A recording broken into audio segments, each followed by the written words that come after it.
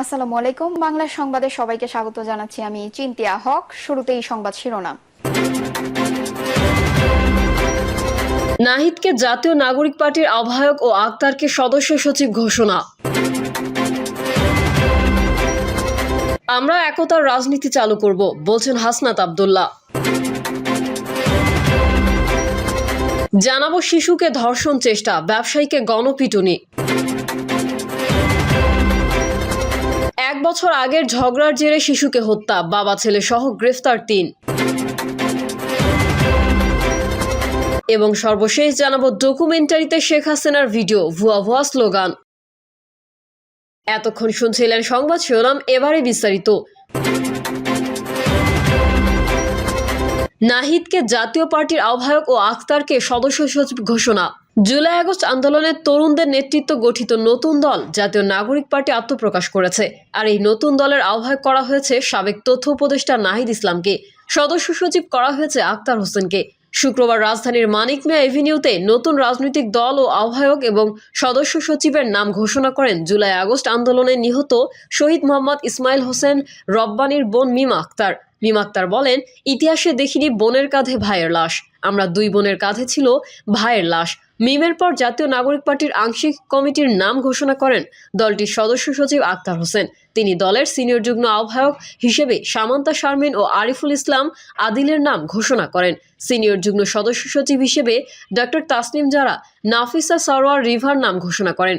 এছাড়াও দক্ষিণাঞ্চলের মুখ্য সংগঠক হয়েছেন হাসনাত আব্দুল্লাহ, উত্তরাঞ্চলের মুখ্য সংগঠক হয়েছেন সার্জিস আলম, মুখ্য সমন্বয়ক নাসির উদ্দিন পাটোয়ারি, সিনিয়র যুগ্ম মুখ্য সমন্বয়ক হয়েছেন আব্দুল হান্নান মাসুদ। সবশেষ বক্তব্য রাখেন নাহিদ ইসলাম। তিনি বলেন, আজ এই মঞ্চে দাঁড়িয়ে আমরা কেবল সাম্যের কথা বলতে চাই। আমরা পেছনের ইতিহাসকে অতিক্রম করে একটি সাম্যের সম্ভাবনার বাংলাদেশের স্বপ্নের কথা বলতে চাই। সেই স্বপ্ন বাস্তবায়নের লক্ষ্যে আমরা আজ এখানে উপস্থিত হয়েছি। আমরা একতার রাজনীতি চালু করব বলছেন হাসনাত আব্দুল্লাহ। নতুন রাজনৈতিক দল জাতীয় নাগরিক পার্টির অন্যতম নেতা হাসনাত আব্দুল্লাহ বলেছেন, আমরা বিভাজনের রাজনীতির ঊর্ধ্বে উঠে একতার রাজনীতি চালু করব। শুক্রবার বিকালে মানিক মিয়া এভিনিউয়ে দলটির আত্মপ্রকাশ অনুষ্ঠানে বক্তব্য দেওয়ার সময় এই আশা প্রকাশ করেন। হাসনাত বলেন, আমরা দীর্ঘ 1.5 দশক আওয়ামী জাহেলিয়াতের শাসনের পর আজ মুক্ত হয়েছি। দীর্ঘ 1.5 দশক দেশে ছিল বিচারহীনতার সংস্কৃতি। ভারতীয় আগ্রাসনে বিডিআর সদস্যদের হত্যা করা হয়েছে। শাপলা চত্বরে আমাদের ভাইদের উপর রাতের অন্ধকারে জেনোসাইড চালানো হয়েছে। তিনি বলেন, আপনারা দেখেছেন রাতের ভোট দিনের ভোট চালু করার সংস্কৃতি চালু করা হয়েছে।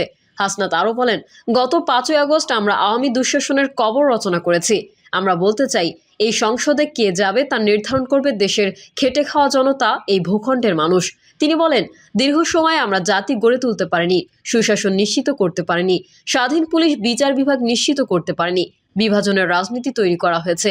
আমরা প্রতিশ্রুতি দিতে চাই যে আমরা স্বাধীন ও কার্যকর প্রতিষ্ঠান গড়ে তুলব।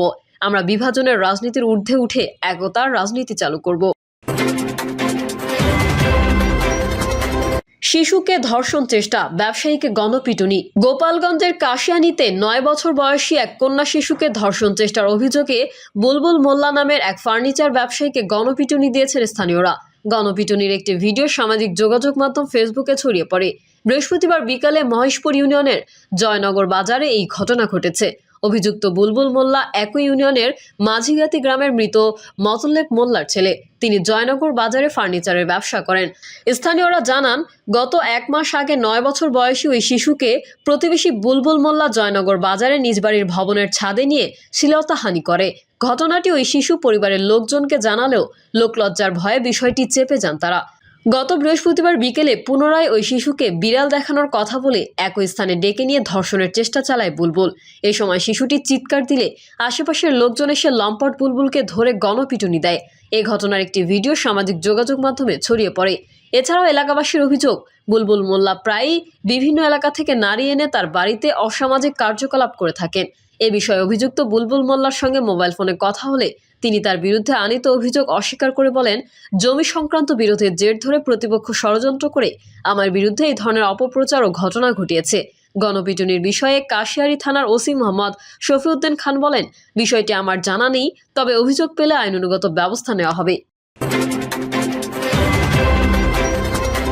1 বছর আগের ঝগড়ার জেরে শিশুকে হত্যা, বাবা ছেলে সহ গ্রেফতার 3। রংপুরের কাউনিয়ায় নিখোঁজের 41 দিন পর টয়লেটের সেপটিক ট্যাঙ্ক থেকে 4 বছরের এক শিশুর গলিত মরদেহ উদ্ধার করেছে সেনাবাহিনী। এই হত্যাকাণ্ডের সঙ্গে জড়িত 3 জনকে আটক করা হয়েছে। এই ঘটনায় মামলা দায়েরের পর আজ শুক্রবার দুপুরে 3 জনকে গ্রেফতার দেখিয়ে আদালতের মাধ্যমে জেল হাজতে পাঠিয়েছে পুলিশ।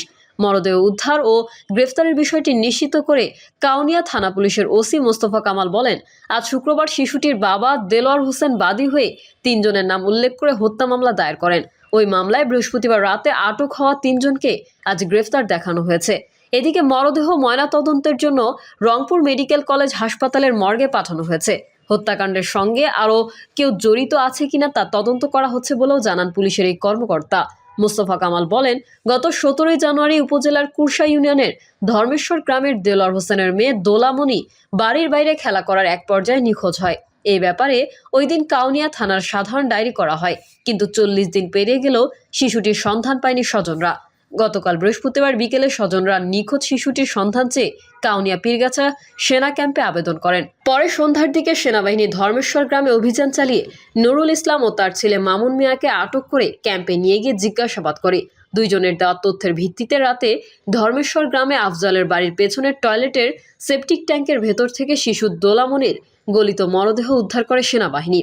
হত্যার ঘটনার সঙ্গে জড়িত সন্দেহে নুরুল ইসলাম ও তার ছেলে মামুন মিয়া এবং সহযোগী সোমান মিয়াকে আটক করা হয়। পরে 3 জনকেই থানা পুলিশের কাছে হস্তান্তর করে সেনাবাহিনী। শিশুটির পরিবারের বরাত দিয়ে ওসি জানান, প্রায় 1 বছর আগে দেলোয়ারের স্ত্রীর সঙ্গে নুরুল ইসলামের স্ত্রীর কাপড় সেলাইয়ের পাওনা টাকা নিয়ে ঝগড়া হয়। ওই ঘটনাকে কেন্দ্র করে 2 পরিবার কারোর সঙ্গে কেউ কথা বলে না। 1 বছর আগের ঝগড়াকে কেন্দ্র করে নুরুল ইসলাম ক্ষিপ্ত হয়ে 17 জানুয়ারি দোলামণিকে একা পেয়ে তার বাড়িতে নিয়ে গিয়ে শ্বাসরোধ এবং মাটিতে আছাড় মেরে মৃত্যু নিশ্চিত করে। পরে মরদেহ বস্তায় ঢুকিয়ে বাড়ির পেছনে কচুর ঝোপে লুকিয়ে রাখে এবং পরে রাতের অন্ধকারে আফজালের বাড়ির পেছনে টয়লেটের সেপটিক ট্যাঙ্কে শিশু দোলামণির মরদেহ ফেলে ঢাকনা লাগিয়ে দেয়। ডকুমেন্টারিতে শেখ হাসিনার ভিডিও, ভুয়া ভুয়া স্লোগান। নতুন রাজনৈতিক দলের আত্মপ্রকাশ অনুষ্ঠানে জুলাই অভ্যুত্থানের উপর ডকুমেন্টারি প্রদর্শন করা হয়েছে। ডকুমেন্টারি প্রথমে শেখ হাসিনার একটি ভিডিও প্রচার করা হয়। তখন শেখ হাসিনাকে দেখেই ভুয়া ভুয়া স্লোগানে অনুষ্ঠানস্থলে উত্তেজনাকর পরিস্থিতি সৃষ্টি হয়। শুক্রবার বিকেল 4টার পর রাজধানীর মানিক মিয়া এভিনিউতে নতুন রাজনৈতিক দলের আত্মপ্রকাশ অনুষ্ঠান শুরু হয়। এতে জুলাই অভ্যুত্থানের উপর 2টি ডকুমেন্টারি প্রদর্শন করা হয়েছে। জুলাই আগস্ট আন্দোলনের তরুণদের নেতৃত্ব আনুষ্ঠানিকভাবে গঠিত হতে যাচ্ছে নতুন রাজনৈতিক দল। এই আন্দোলনে নেতৃত্ব দেয় বৈষম্য বিরোধী ছাত্র আন্দোলন। আওয়ামী লীগ সরকারের পতনের পর তাদের নেতৃত্বে জাতীয় নাগরিক কমিটি নামে আরেকটি সংগঠন গড়ে ওঠে।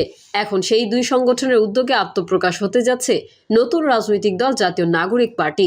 তরুণদের নতুন এই দলের নামের ইংরেজি রূপ হবে ন্যাশনাল সিটিজেন্স পার্টি। নতুন এই দলের আহ্বায়কের দায়িত্ব নিতে গত মঙ্গলবার অন্তর্বর্তী সরকারের উপদেষ্টা পরিষদ থেকে পদত্যাগ করেন মোহাম্মদ নাহিদ ইসলাম। দলের সদস্য সচিবের পদ পাচ্ছেন আক্তার হোসেন। তিনি জাতীয় নাগরিক কমিটির সদস্য সচিব হিসেবে দায়িত্ব পালন করে আসছিলেন। জানা গেছে, নতুন দলে নাসির উদ্দিন পাটোয়ারির প্রধান সমন্বয়কারী সামান্তা শারমিন, জ্যেষ্ঠ যুগ্ম আহ্বায়ক হাসনাত আবদুল্লাহ দক্ষিণাঞ্চলের মুখ্য সংগঠক, সার্জিস আলম উত্তরাঞ্চলের মুখ্য সংগঠক, আব্দুল হান্নান মাসুদ যুগ্ম সমন্বয়ক ও সালাউদ্দিন সিফাত দপ্তর সম্পাদক হিসেবে থাকছেন। দলটির সূত্রে আরও জানা গেছে, জ্যেষ্ঠ যুগ্ম সদস্য সচিবের দায়িত্বে একজন নারীকে রাখা হতে পারে। সেই বিবেচনায় এই পদে আসতে পারেন তাসনিম জারা, নাহিদা সারওয়ার, মনিরা শারমিন ও নুসরাত তাবাসসুমের মধ্যে থেকে কেউ।